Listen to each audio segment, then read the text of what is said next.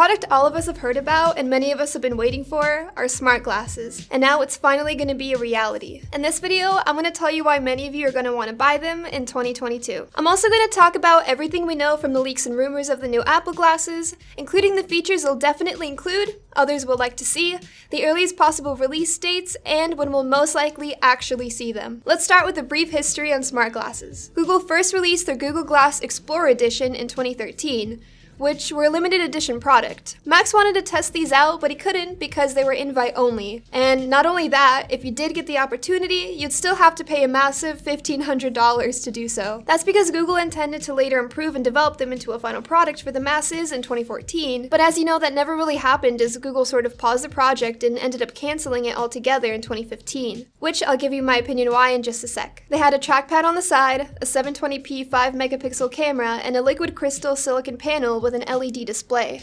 It had all its smart features just on the right side of the glasses and would display your apps and functions in a box in the upper right corner of your vision. At the time, they only had a few features, but they were things that were actually useful in the real world. It could take pictures and record videos, send text messages and make phone calls, use Google and Google Hangouts, and get directions. Of course, they never finalized the public product and have since only worked on other models for professional and business use. Now it's 8 years later and we're finally getting smart glasses, this time from Apple. So let's get into everything we know. In November of 2019, it was leaked that Apple is looking to release an AR/VR headset in 2022, and following that, a pair of AR glasses in 2023. The headset is basically supposed to be a much slimmer version of the Oculus Quest headset, but in this video, we're focusing on the glasses. Newer rumors from Jon Prosser have mentioned that they could come as soon as 2021, but most agree that late 2022 at the earliest is much more realistic. Let's get into the design and what's most exciting about the Apple glasses and what might be a major disappointment. Leaks have shown that the Apple glasses will look like normal glasses, similar to Ray-Bans according to Jon Prosser, who claims to have seen them in person and said they look sleek as hell. This alone makes them much more acceptable compared to other smart glasses, especially Google Glass, which lacked lenses and had a big chunk hanging off the right side, and people who wore them got referred to as glass holes. There are also rumors of Apple working on a limited Steve Jobs Heritage Edition model, which would be super expensive like the limited edition 18-karat gold Apple Watch, and have a design similar to Steve Jobs' iconic glasses. But I have to agree with Mark Gurman that this is highly unlikely just based on the tech alone, unless Apple will put a frame around them like Snapchat's latest specs. What's interesting is that Tim Cook himself said that Apple glasses could eventually replace the iPhone, and they'd have to look good in order for that to happen. The biggest design change that needs to happen is to the display. We can't have a thick chunk hanging over your eye like Google Glass, and thankfully, we know that Apple glasses will not only display information on the lenses themselves, but it will be on both lenses, meaning that you can have more info available without blocking your vision. The UI is called Starboard, based off the Springboard for ISO, which basically runs your home screen and widgets on your phone, so we know that the interface will be clear, simple, and easy to use. On top of that, John said that other people won't know the glasses are digital unless they have them on, meaning the display will be invisible to others, which is awesome, so they won't stand out to people. One of the biggest questions is how you're going to interact with the glasses. The most obvious ways are interacting by touching the frame, just like Google Glass, but that limits what you can do, and second is by using voice commands. This gives you a lot of capabilities, and it actually works well with AirPods. But if you've ever been around a group of people and started calling out to Siri, you'll know how awkward this is, and it's also pretty spotty in loud environments. The next one could be hand gestures thanks to built-in sensors, but walking around doing Minority Report-like gestures would be really disturbing. Lastly, we have the craziest method, which we actually have a lot of proof for, and that's eye tracking. A patent filed by Apple has recently been found which states that the device could be controlled with eye movements, blinks, and stares.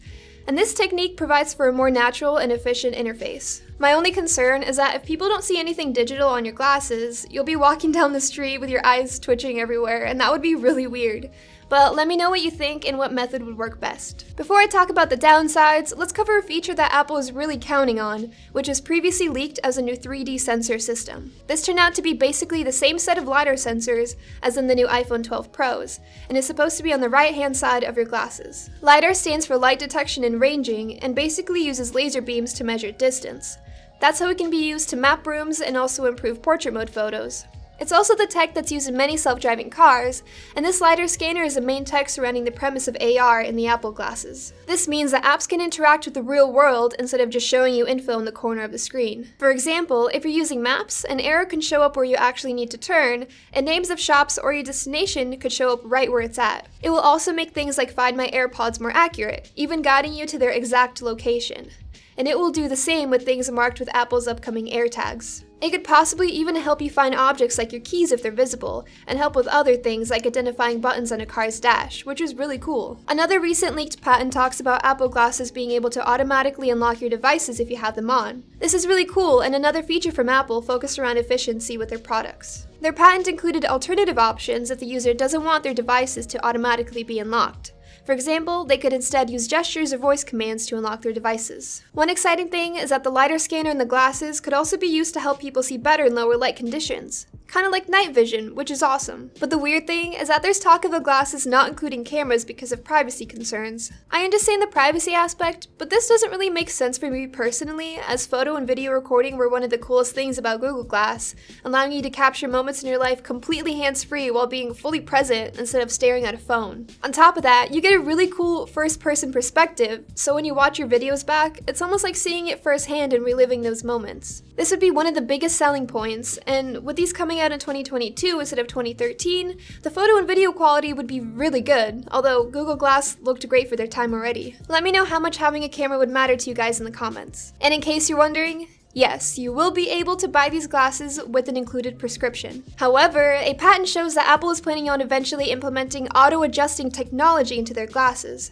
Most likely, their second-gen glasses. This will basically automatically adjust the lenses to your own personal prescription. This is exciting for me as someone who not only wears glasses, but has horrible vision and can't see anything without them. With smart glasses sounding so cool and convenient, why did Google cancel their glass? I think there are two main reasons. First off was battery life. This was their biggest downside, with them only lasting about 3.5 hours. For Apple glasses to succeed, they need to last all day like the Apple Watch. And Apple glasses are currently in their second stage of development, where they are working on making them lighter and improving battery life. The second reason is the price. Google Glass came in at a shocking $1,500, and I don't think Google could get the component costs low enough to match what consumers were willing to pay. According to Prosser, Apple glasses are likely going to cost around $500, and a bit more with an included prescription, which is in a similar price range as the Apple Watch Series 6. I think it'll be a long time before Apple glasses replace iPhones, but for now, they're more of an alternative option to an Apple Watch.